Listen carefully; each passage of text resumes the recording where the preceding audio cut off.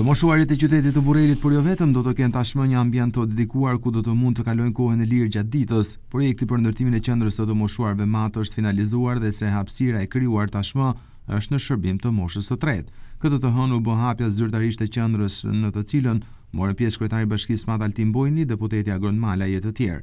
Në fjalën e rastit, kryetari i Bashkisë Matë Altin Bojni tha se fal këtij investimi, kushtet e qëndrimit do të jenë më të mira. Sot kemi një ambient të ngrohtë, shumë ndryshe, dhe kjo është fal investimit të bashkisë që ka bërë këtu. Gjithashtu edhe të vazhdojë edhe pjesa e marrëdhënieve edhe të bashkëpunimit me Kryqin e Kuq. Do kemi edhe një ambient tjetër edhe për gratë që mendohet që jemi aty përballë, që do kemi edhe aty do investohet një ambient të mirë. Takzoni.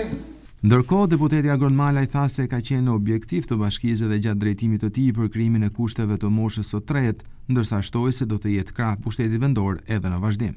Pjesën bërtar sot tu e ka marrë me shumë dëshirë, se ne e kemi pas një ndër objektivat kryesorë të asaj kohe dhe të asaj kohe për ta bëjë qendrën moshuarish me parametra.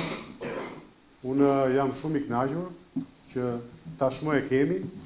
Kështu që takzoni, kështu që shumë i lumtur, edhe më vjen keq që u vonui çik, po jo për shkaqet tona, po për shkaqet të punimeve, të tenderimeve që ka bërë bashkia të 2-3 muaj dhe që realizoi, edhe shumë faleminderit kryetar, shumë faleminderit ju stafi që arritet që të mbajmë një premtim që ne kemi bërë pikërisht këtu, po në qellë të hapur. Qendra e të moshuarve është e vendosur pranë Pallatit të Kulturës në parkun Mbretëresha Geraldin të qytetit të Burrelit.